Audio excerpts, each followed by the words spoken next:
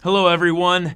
Josh and I, well, we'd like to give you something for free. That's right. We got a brand new book coming out. It's called Love People, Use Things. It comes out July 13th. But if you pre-order it by June 1st, you get the free Love People Companion Workbook. Head on over to lovepeopleusethings.net to find all the details. This episode of The Minimalists is brought to you by nobody, because advertisements suck. This podcast has bad words. Hello, everybody. Welcome to the Minimalist Podcast, where we discuss what it means to live a meaningful life with less. My name is Joshua Fields-Milburn. And I'm Ryan Nicodemus, and together we are the Minimalists. You know, Ryan, many of us are tired of allowing other people to have dominion over our income and our creative outcomes. A lot of people ask us about working for self and how do you guys make money, right? And so how do we make money?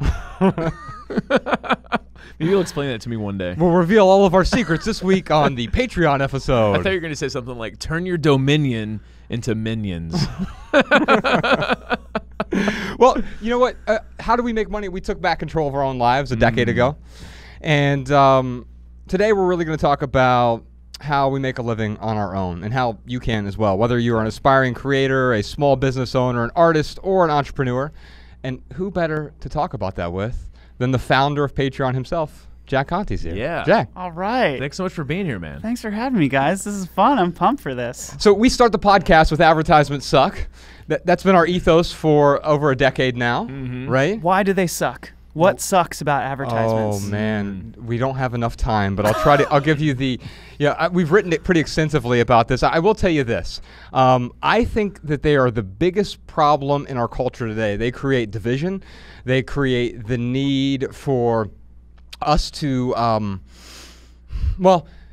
we are interrupted by 4,000 to 10,000 advertisements a day. Now, you can argue as to whether or not all of those are actually advertisements. Some of them might be promotions. But regardless, all of our decisions are sort of dictated by someone else. The expectations, the needs, the desires of the culture of society are being thrust upon us. And they're creating these sort of false desires everywhere.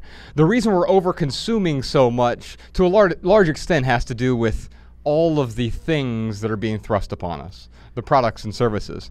And now all your favorite podcasts, they have, 17 minutes of advertisements before you even start talking. We have none of that. And one of the reasons we don't have that is, well, we wouldn't have ads either way, but the reason we can pay Sean and Jordan and Jessica and the other people on our team is because of what we do with Patreon. So thank you. Heck yeah, that's really exciting. And that's like the purpose of the freaking company. So it is so cool to hear that. Awesome. Well, and we're going to talk about, is Patreon right for everyone? And we'll get into that. Now, every week what we do is we do a minimal episode, a maximal episode. So this is the minimal episode right now. So every Tuesday we put out a minimal episode. It's usually half hour, 45 minutes. And we answer folks' questions. It's a listener-driven show. We'll get into some of those questions here in a moment. And then we do a maximal episode. That's every Thursday on Patreon. And that's the place where we're really able to let our hair down. We talk about some things we don't necessarily discuss in public. So it also provides us this sort of semi-public, semi-private forum in a way where we have these discussions that it's almost like first drafts, or like when a stand-up comic goes up on stage and they're trying out new material. We do that in a way, and it's just more raw. And we have a smaller audience over there. It's 6,000 or 7,000 people over on Patreon, and then it's hundreds of thousands who listen to the actual main podcast. And so it's a small portion that listens to us on Patreon. Now, also my wife and I, we have a podcast called How to Love, and we started it initially as a Patreon only podcast. We have since opened up a public feed as well. And I realized that there's a bit of a balance there, and I want to talk to you about that today. Before we get into the questions, though, why did you start Patreon? I'll give you the 2-minute version rather than the 10-minute version. Fair but enough. the 2-minute version is, so I've been a creator for the last decade and a half. I guess as soon as I finished college, I've started my career as a creator. Started a band with my wife called Pomplamoose. We were early musicians on the YouTubes and did the whole music thing. Still doing it, actually. We still put out a new music video every week with Pomplamoose. One came out this morning. Yeah. So, you know, I'm releasing 50 music videos a year through Pomplamoose and another 50 through my other band. But anyway, so started with Pomplamoose, started cranking it, doing it, going on tour, you know, doing the whole thing. And then I got really deep into a music video that I was making for my solo stuff on my solo channel. It involved 3D printed hexapod robots, an animatronic head that was singing the lyrics to the song. I built a replica of the Millennium Falcon cockpit behind me, like balls to the wall, all out, you know, full-blown creativity, and lots and lots of work. I ended up spending 3 months of my life on this music video. Cost me 10 grand, maxed out 2 credit cards. Got to the end of this process, thought, I'm going to upload this video to YouTube. It's going to get about 1 million views because some of my videos go and I upload them.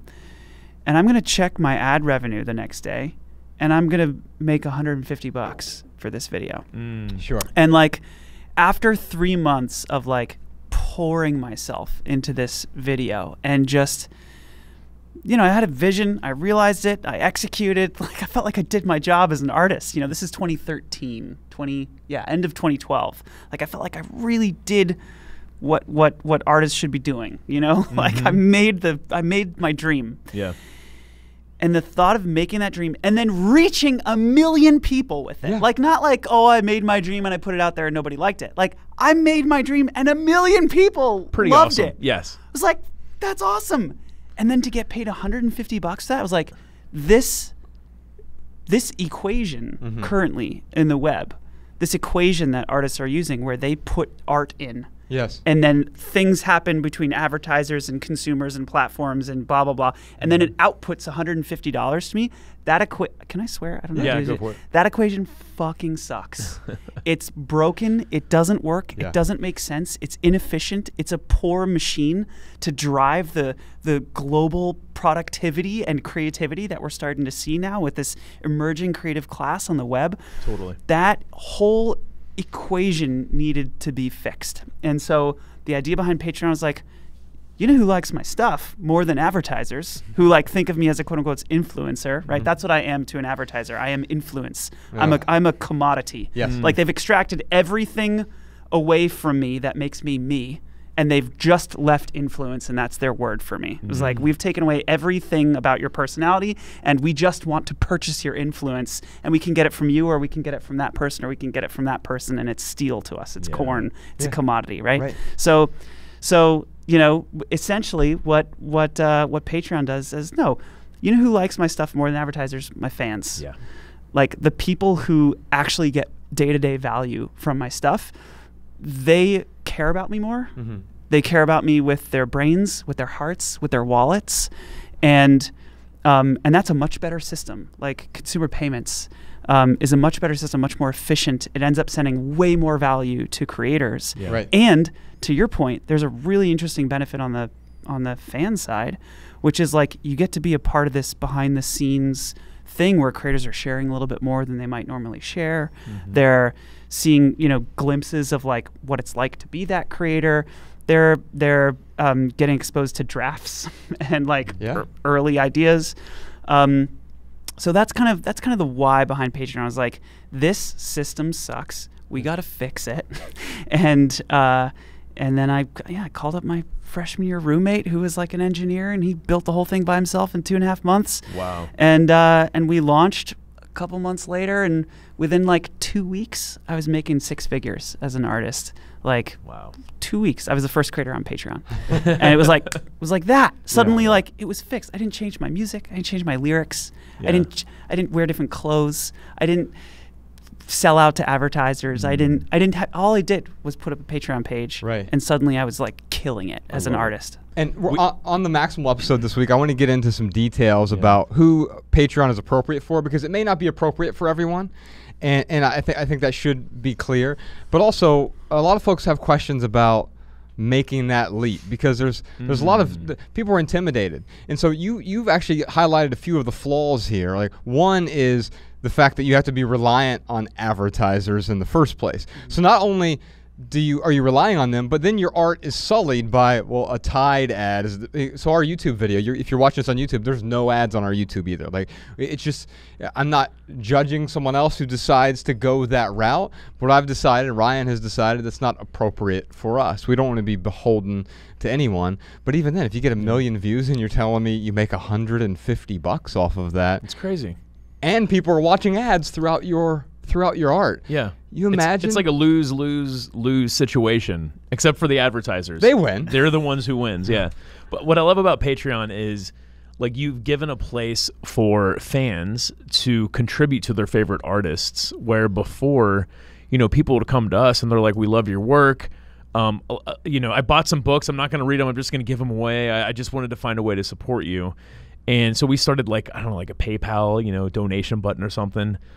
Which was okay, but the Patreon platform is just, it's a beautiful way for fans to really support their favorite artists, because when you add value to someone's life, like, people want to find a way for you to keep adding value. It's so true. I have, I don't know, at this point, maybe 130, 140 subscriptions on YouTube. I don't, like, keep up with everybody 100%, but, like, over the years, I've formed a lot of fan relationships with people on YouTube. And, like, I don't like these people. I love them in a weird way, right? Like, I trust these people. I want them to be successful. Right. I care about them. Yes. I think about them. It's a strange thing, right? It's like we live in such a strange age, and you know, I have no delusions. Like, I know I'm not friends with these people. I know they're not my friends. Right. I know that they're talking to Matt. Right? There's no delusions there. But it's a form of intimacy. Yes. And that's real. And its impact on my life is real. Yeah. Right? Like, these people help me make better decisions. Yeah. They help me evaluate my life and my options. They help me think about my relationships. Like, these are important, influential people in my life. Yeah. And I want them to be very successful. Like, you know, it's like, if you ask me, like, and then there's people whose art I just love. Like, if you ask me, Jack, what would you pay for another Skrillex record? It's like, what's the upper threshold? I don't know that there is one. I haven't done that thought exercise, but it's probably very high. Yeah, you're willing to support Skrillex because you want another album. Yeah. Yeah. It'd be like that Wu-Tang album where there was just one copy. Oh, but that jerk Yes. bought it. Oh, yeah, right? The pharmaceutical guy. Yeah, that's that right. feels really weird, right? Because does. that's bizarre. Anyway. Yeah. So we don't want that. And what I've realized here is it's not a donation either. Patreon is that's a we great provide point. a service to our patrons, and they actually get far more behind that. You know, we can call it a paywall. That almost sounds pejorative at this point, but like by signing up for a service like that, or guess what? If you can't afford it, if you decide you don't want to go that route, that's fine. We add a lot of value for free, still ad free, and the people who do support the work, they're actually supplementing in a way for people who, so they don't have to hear ads either. Yeah, it's almost like you provided a space for, like, super fans almost, because it's like, I know our true fans, maybe that's the way to word it, but I love how we have this platform, you know, about 6,000 true fans, and it's interesting when we are looking for some feedback from our audience, from our fans, like, that's the first place we go, because we know, like, they're going to give us the most honest feedback. In fact, you know, some of the comments we get, it'll be, you know, some feedback, hey, you know, notice this or notice that, and it's like the one place we can go and we're like, oh, like, they're not this isn't out of malice, like, this is out of, like, they really care about us and they're trying to provide us something, where I don't even look at the YouTube comments. Yeah, it's Jessica looks at the YouTube comments. There's, like, so many things that you just said there that I think are like part of what we're trying to accomplish with Patreon, like the kind of troll-free space that is the kind of living room version of social interaction. Yes. Versus I've noticed that in our community. Yes, and like the patron, what we've seen in a patron base and a member base, like the call it a paywall, call it something else, that gate to take out your wallet and put in $1 to be a part of the community, the people who are just stumbling by the internet and yelling at other people for being themselves, those people aren't going to take out $1 and join the community They to have leave a nothing negative invested. Zero. Yeah. So, like, and that goes to this phenomenon that basically, you know, humans will kind of pay attention to anything. They'll just they'll pay attention to crap. That's why the internet is full of clickbait and garbage, because it's an attention-based medium, right? And essentially tech companies have figured out a way to equate attention with revenue, right? So attention is a proxy with revenue. This is classic attention economy stuff that people have been talking about for years. Nothing new there. Yeah. But in that world, you basically create an environment where passersby can be just as powerful, have just as big of a voice.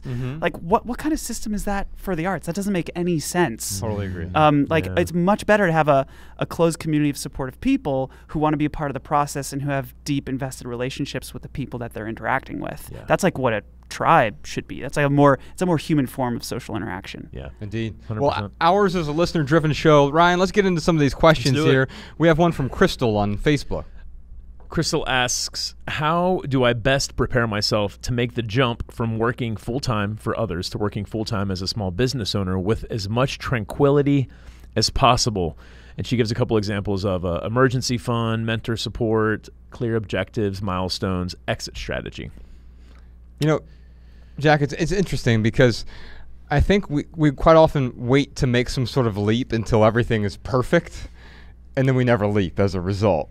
I'm sure you've seen that. Oh God, like what I would tell lots of YouTubers and advice that I try to live myself, is like, if you want to be a YouTuber right now. Take out your phone, make a video, put it on YouTube, and learn something from it. Yes. And then adjust afterwards and see what works. In this case, it sounds to me like Crystal.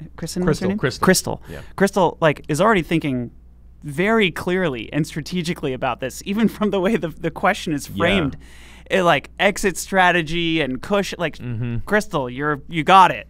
You're thinking enough. Yes. At least for me, the way I did that, before I was a kind of professional artist, I suppose, I was doing corporate background music for I was for hire as a freelancer. Making music to pay the bills. But not they weren't my songs, right? No. I wasn't writing. I was like, oh, okay, you need something that sounds like Linus and Lucy? Great, here you go. And the way I thought about it is, let me take a gig where I can get paid, but I can build my skill set and my expertise on the thing that I want to do for myself. And that way I'm spending hours and hours and hours honing my craft. Practicing in a way. Exactly. Practicing for this path. Paid to practice. Yeah. Exactly. You're getting paid to practice. Yeah. And then I basically started selling MP3s online, started making a few $100 bucks a month. And then at some point it was enough and I could make the transition, but it was only because I had spent years honing my craft and getting paid to practice. So before you started Patreon, you didn't make sure that you had a really good mentor support, you had an emergency fund, you had clear objectives, milestones, and an exit strategy. You're telling me you didn't do all those things before jumping into it? The lack of thought. I'm serious here. Sometimes I get questions because, whatever, tech people are supposed to be geniuses and strategic. That's not me. I'm not one of those people. Now, I've learned a lot over the last 8 years, but when we started Patreon, are you kidding me? Goals, strategy, business plan? Right. Zero. You went for it. But you had a great idea and you had a passion for it. And I tell you what, when Ryan and I first started the Minimalists, we were both in the corporate world. We had simplified our lives, and Ryan came to me and he's like, hey, I think some people would find value in what we're doing. And I think ultimately, if a business will make money as long as you're adding value. Quite often we try to make money as the objective.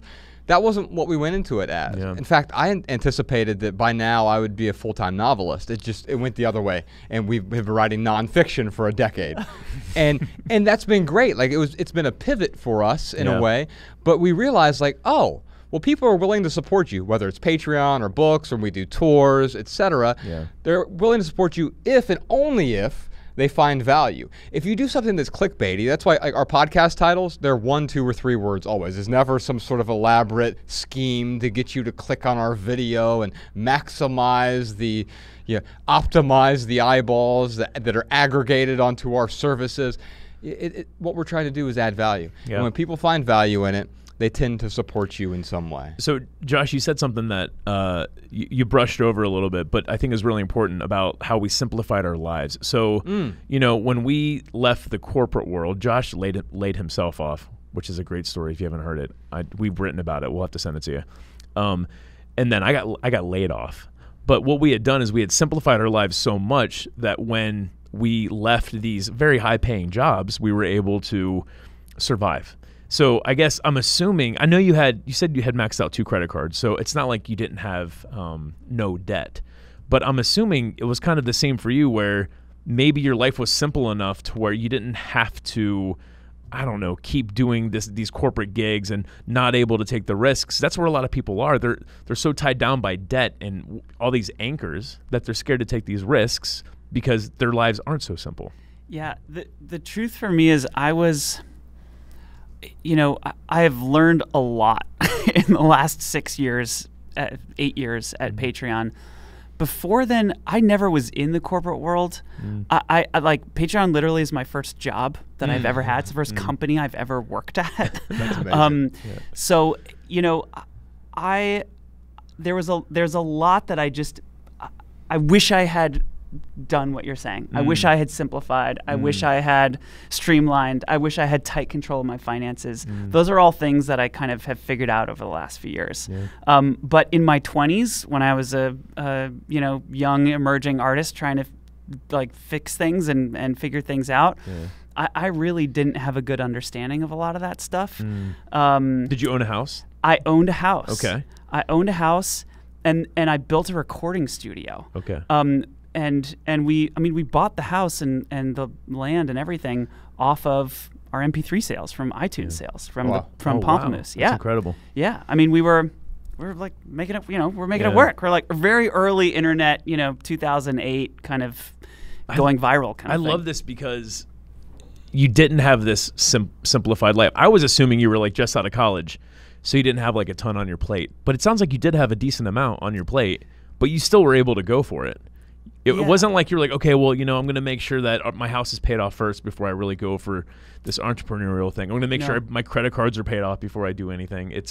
You still had a lot on your plate and went for it. That's super encouraging because, again, there's a lot of people out there, they use these things, like debt as an excuse to not try something different, because trying something different, they think, oh, well, I won't be able to afford all these anchors that I have. Yeah, I actually made the decision, I wrote a blog post about it at the time. I made the decision to not be prudent, as strange as that sounds.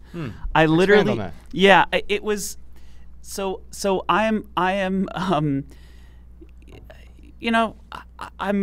overthink things.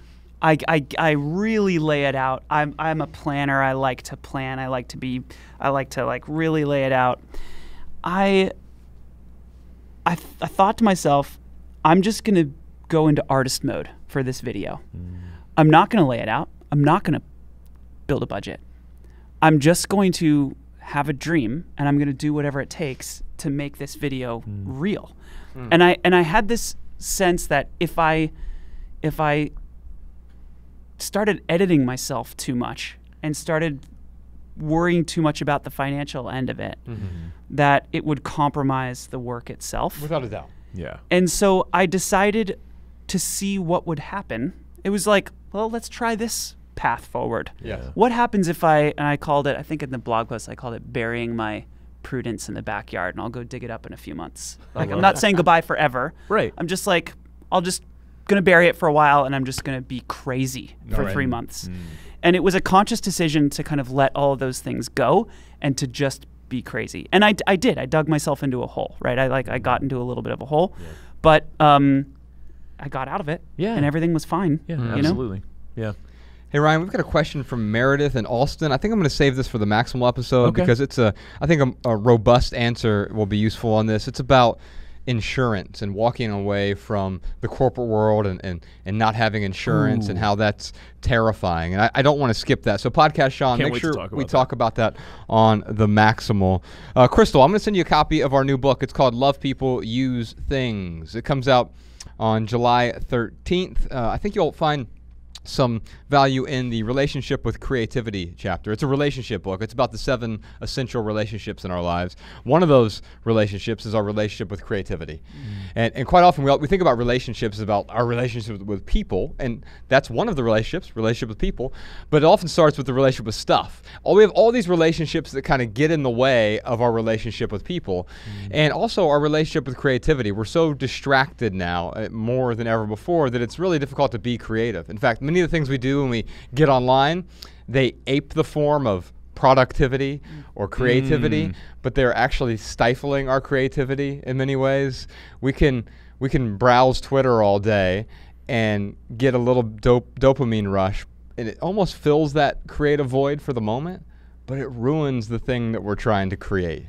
And so we're going to send you a copy of Love People, Use Things. If you like the podcast, you'll like the audiobook version of that. We're actually in the middle of recording it right now. Or if you want the book or the ebook version, we'll send those to you as well. Ryan, what time is it? You know what time it is? It is time for our lightning round, where we answer your text messages. You can text your questions and comments to 937-202-4654. Yes, indeed. Now, Jack, this is where Ryan and I and our guest, we do our best to answer questions with a short, shareable, less than 140-character response. Love it. But not really. We maunder on a bit, and we find something that's tweetable. Podcast Sean puts it in the show notes so people can copy and share our pithy answers on social media. Oh, by the way, you can find all of our Minimal Maxims in one place now, minimalmaxims.com. Ryan, who has a question for us? A question from Adela. When do you know it's time to turn your side hustle into your full-time business? I'm sure there are a lot of people out there afraid to take the leap, and they stay in their full-time jobs instead. Well, as I mentioned earlier, Ryan and I, we were still in the corporate world, and we started the Minimalists. And there was no revenue at all. In fact, we didn't ever intend to make any revenue from it. That was not the... It wasn't until I got laid off, you laid yourself off, and we were like, oh man, maybe we should look at writing a book or something. Yes. Yeah. And so many people at that point, because we had added so much value, and it was close to a year into it, we're like, hey, you're the minimalist. Maybe you should write a book about minimalism. We're like, that's a great idea. Hey, well, so we wrote our first book. It's called Minimalism. And and that was over a decade ago. And so, it wasn't about like just simply taking the leap right away. As Jack alluded to earlier, you can start sort of practicing and getting the skills that you need now. Now, I had written for a decade previous to laying myself off, so I had that skill that I developed over time, but I never made a penny from it. In fact, the only people who read my stuff were agents who told me no repeatedly. But once I got rid of the gatekeepers, no longer was I beholden to a yes from someone else. And Patreon has done the same thing in many ways. It's who's saying yes now? It's the people who support the work in many ways. That's it. And yeah, I mean, again, I think part of, especially if that's the kind of career that you want to make for yourself, if you want to make a career where you're actually online and building a following and manage a community and saying something to the world, and you're sort of a paid communicator, thinker, writer, author, video creator, whatever it is, the first step, I think, is building that audience. It doesn't mean wait to build your audience. Build the audience like right now. Start that like right now. But just know that there's a difference between audience building and making money. Like those things don't happen at the same time. Building an audience takes a little time, and so it's good to start that. I found right away. Start the audience building. If you have something to say, if you want to be heard, say it. Start saying it. Yeah. Well, we often say this: good businesses make money. Great businesses make a difference. And I think that, in fact, when Ryan and I, similar to you, I see a lot of parallels. We didn't have a business plan when we started this. Right. We didn't have we still don't have a 5-year plan, it's just like we work on one major project at a time. Whether it's one of our Netflix films, or it is a book, or it is a tour, whatever it might be, we work on one major project at a time. Usually one project a year, even, and then everything else we do sort of supplements that. The podcast, the blog, the email newsletter, social media. Those aren't the primary drivers. It's whatever the main creative project is, then everything else is sort of supplemental to that.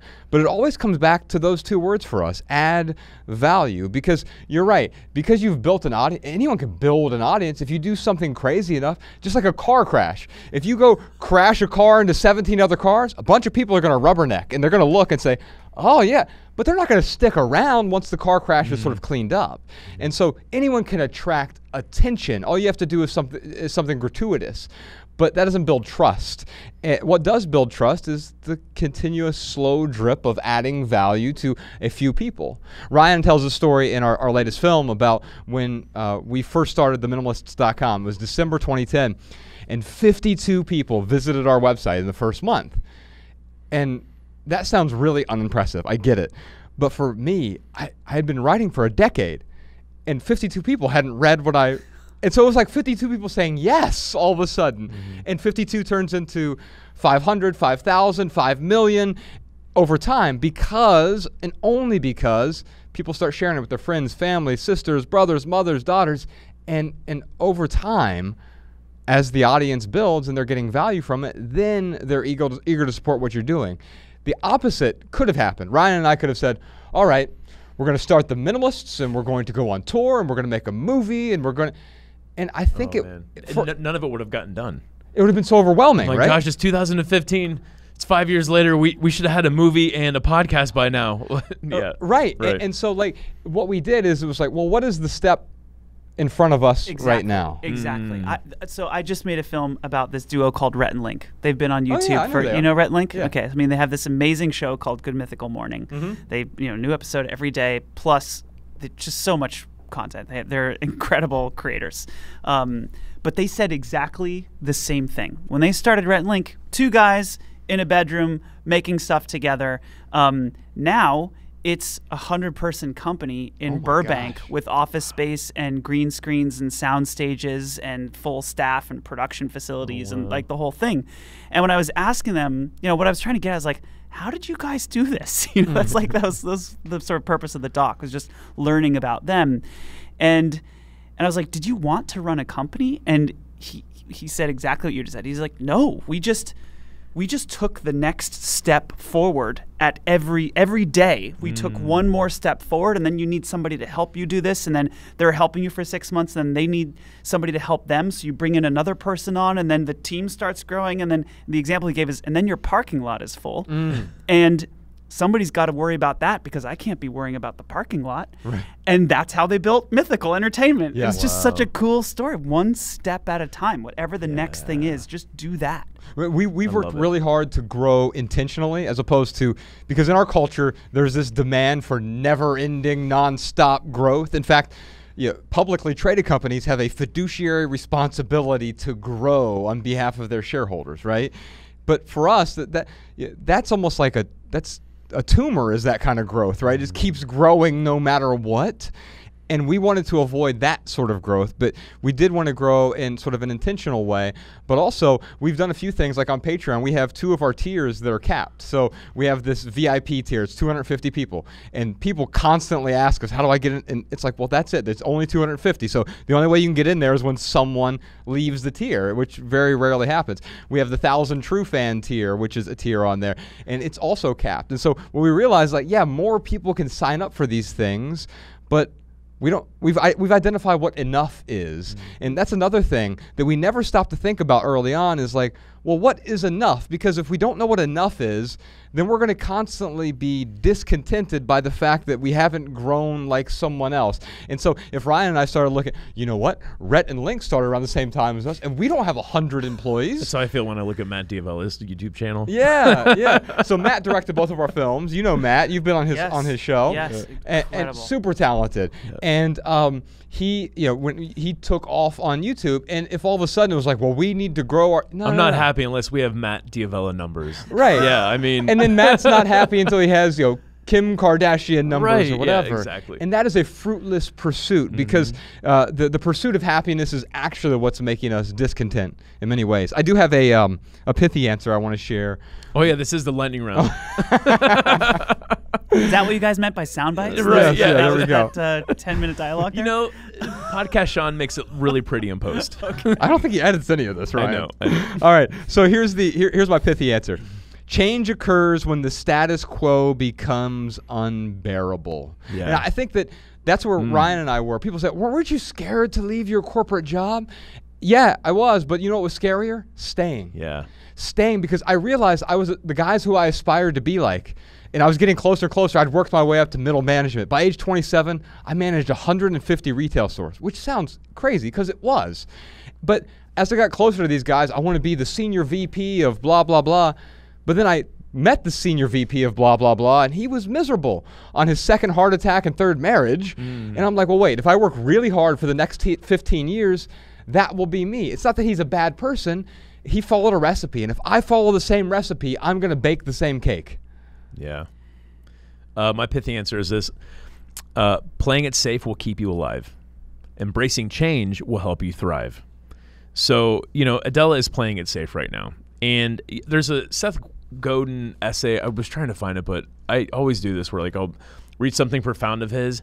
It gives me some really good insight, and then I can never find the essay that he wrote. File it away in the steel trap. Right, exactly. So, but he talked about, and I'm going to do a bad job of paraphrasing this, but he talked about how when you take a leap, you want to minimize as much risk as possible. And when I was reading this, very short blog post that he had, I was thinking about jumping out of an airplane. Let's say that I'm like, I really want to jump out of an airplane. I'm not going to do that with nothing, right? I'm going to think about, okay, what's the best way to jump out of an airplane? Okay. A real minimalist would do it with nothing. Right, exactly.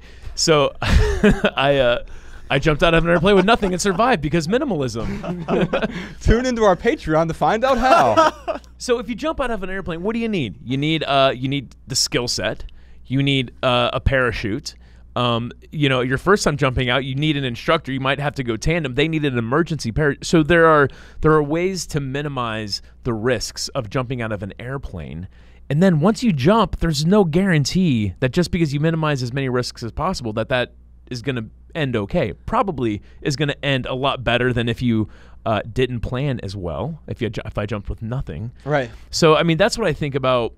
When I was reading that essay, it's not about having a golden parachute when you leave your corporate job. It's just more about you have to take a leap eventually. And yes, you want to look at some risks and cover the big risks, but you're never going to minimize every single risk. And at a certain point, you're going to have to jump. But yeah, do so with putting a little thought in mind. But, you can't cover everything. I do want to talk to you about debts when we get on the Maxwell episode, because I know a lot of people have questions about what's the appropriate amount of debt to have when we move forward. I'll just give you the pithy answer on that now is having none is the most appropriate, because then you're not tethered to anything, sure. Right? And so it's always better to have no debt than it is to have debt if you're considering making a life-altering change. Now, we got a bunch more to talk about. I have 2 things for our added value segment today. Sweet. But first, let's check out some voicemail comments and insights from our listeners. Hi, my name is Hannah, and I'm from LA, and I wanted to leave a comment for listeners based on your addiction episode. My husband and I have been dealing with addiction issues in our families and relationship for many years, and we've finally found an approach that has aligned well with minimalism and all the things we've learned from Josh and Ryan. So there's a recovery program called Smart Recovery for addicts and loved ones, as well as a book for loved ones called Beyond Addiction: How Science and Kindness Can Help People Change. Both encourage a real methodology steeped in science that allowed us to simplify these really intimidating issues. We wanted to share what we found in hopes that it will help other minimalists simplify the complexity of addiction issues in their lives. Hi, my name's Amanda from Revelstoke, BC, Canada, and these tips are for Jeremy from episode 147 regarding his questions concerning saving for his child's future educational costs with an ex-partner. As a divorced mom myself with an ex-partner who didn't initially see the value in saving for our son's future education, I would recommend the following. Number 1, if possible, try to have something added to your separation agreement which states exactly how much each parent is to contribute annually to an education savings fund for your child. Number 2, get creative. Start chatting with your child now about different ways to save money and work while in university to make up for any shortfalls. For example, things like becoming a paid teacher's assistant, resident advisor, campus bookstore rep, etc. You can also start talking to them about finding jobs that will pay for their living expenses, plus a little bit extra, during their university breaks. Things like summer camps, resorts, and cruise ships are all great options. In this way, students can work during all of their breaks, not live at home during their breaks, see the world, and get paid to do it. In fact, I personally was able to work seasonally during my entire 6 years of university, where I earned 4 degrees, and pay off $35,000 in student loan debt in just 1 year of working full-time on cruise ships after I finished my last degree. A great place to start your research is YouTube. For example, you can just YouTube or Google how to work on a cruise ship seasonally, and you'll come across just a ton of info. I want everyone to know there are ways to finish university almost completely debt-free or debt-free totally, get paid to travel and see the world, and build your resume at the same time. I hope this info helps, and thanks guys for everything you do. All right, y'all, we got a bunch more questions this Thursday on Patreon. That's the Maximal episode on the Minimalist Private podcast. But first, real quick, for right here, right now, here's one thing that's going on in the life of the minimalist. Now, Jack, this is our segment right here, right now. We just talk about something that's been going on with us. It's often an opportunity for us to promote something that we've been doing. I just started this little solo podcast, but I did it only on Patreon, and it's called... It's only on the Minimalist Patreon. So you get it. There's no charge for it if you are a patron already. It's just part of our Patreon subscription. But it's called Minimalism Today. And I called up some people and just had conversations and said, what are you struggling with? And it was neat because that platform, I didn't have to make this whole big public thing, but it was almost like trying it out. My guess is that Minimalism Today will actually turn into something bigger in the future because I really enjoyed it and I learned a lot from it. But it was a platform for me to try that out where I didn't have, I was able to sort of walk the tightrope, but I was holding on to the edges at first. And it worked out really well, and I couldn't have done that without Patreon. So thank you for that. Oh, that's amazing. Yeah, so you all can check that out. Minimalism.today. There's a free episode up on our Patreon page right now. You can listen to that right now. For our added value segment this week, I've got 2 added values. There's an Instagram account I follow, Ryan. It's called Visualize Value. It's a different Jack. I think his name's Jack Butcher over on Instagram. We'll put a link to this in the show notes. Anyway, he sort of captures simplicity in these aggressively simple drawings. They're like infographics, but it's like if you took our entire podcast and just made it into one Instagram post in a way. Like it conveys simplicity so well. So if you're looking for something to follow on Instagram that will actually add value to your life, and it's not just something that you have to feel obligated to double click, then that might be the account for you to follow. But then also I wanted to end the episode today with the Pamplemousse song. So we tend to play songs quite often at the end of our podcast, and you had an album come out last year called Worst of 2020. Was that all covers? No, there are a couple originals on there too. Yeah, we do generally about probably 30% originals and maybe 70% covers these days. Well, there's a cover that you did, a cover of Dreams, which was thrust into the zeitgeist once again last year because of I think the guy's name was Nathan out in Idaho. He was skateboarding and he played the Dream song. That's right. It got big on TikTok. Yeah. It got really big, and you did this cover that. Well, I love when people do covers that are true to the original song, but also utterly different.